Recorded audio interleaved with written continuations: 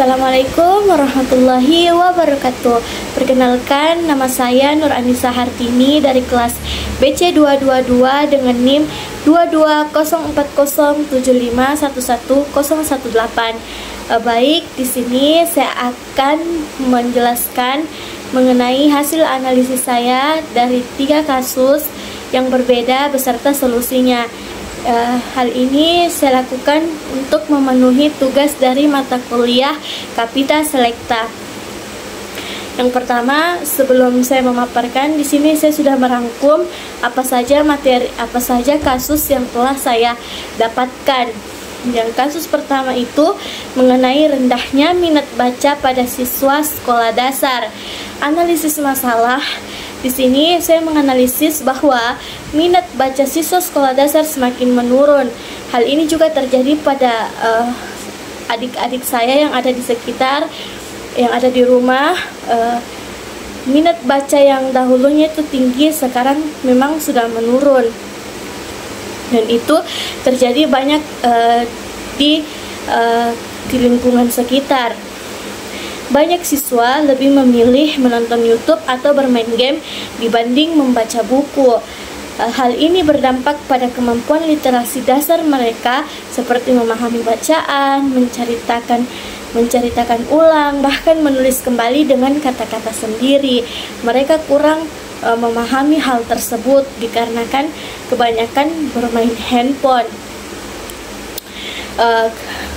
Rendahnya minat baca ini juga dipengaruhi oleh lingkungan sekolah yang kurang menyediakan bahan bacaan menarik dan metode pembelajaran yang masih berpusat pada guru.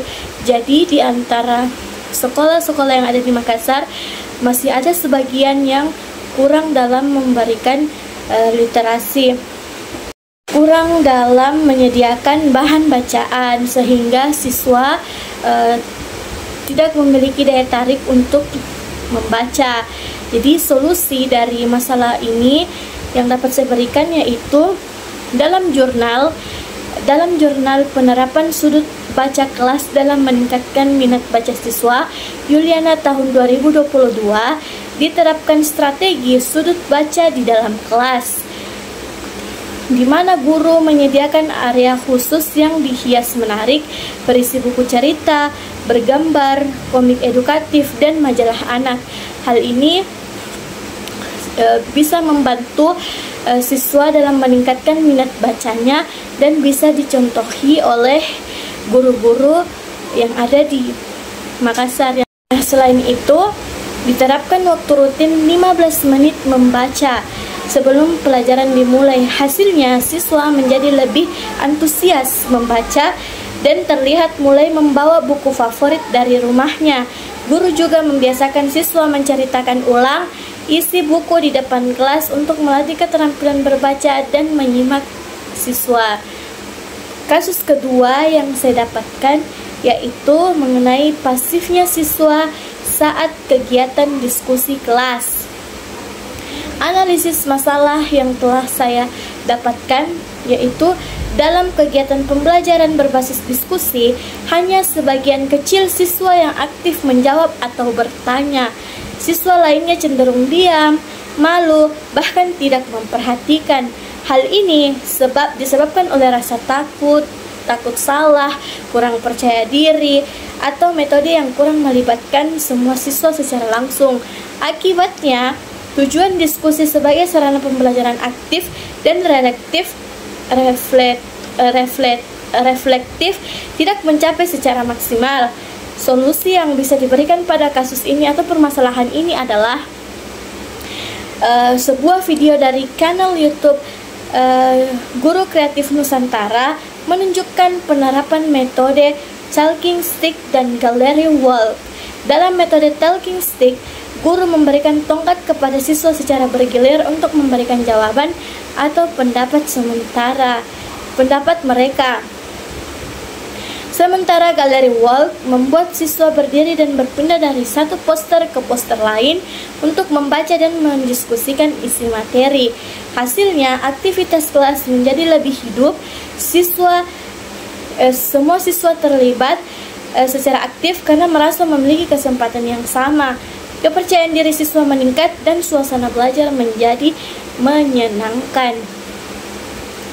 Adapun kasus yang ketiga atau kasus terakhir yang saya dapatkan, yaitu sulitnya siswa memahami konsep matematika abstrak.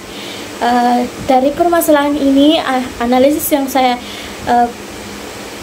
dapatkan yaitu matematika sering dianggap sulit oleh siswa sekolah dasar, terutama saat mulai belajar konsep abstrak seperti penjumlahan, angka besar,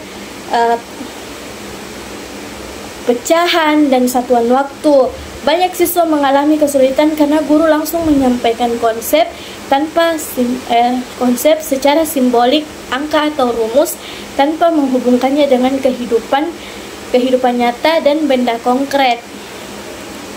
Solusi yang dapat diberikan pada permasalahan ini adalah pada jurnal pemanfaatan media konkret dalam pembelajaran matematika, Savitri tahun 2021 melaporkan bahwa penggunaan benda nyata seperti kancing, lidi, batang es krim, bahkan uang, mainan dapat membantu siswa memahami konsep operasi hitung dasar.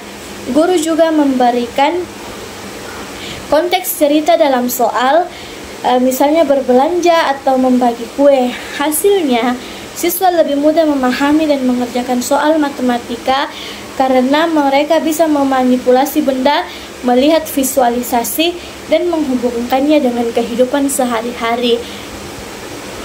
Mungkin itu saja yang dapat saya sampaikan. Kurang dan lebihnya mohon dimaafkan. Assalamualaikum warahmatullahi wabarakatuh.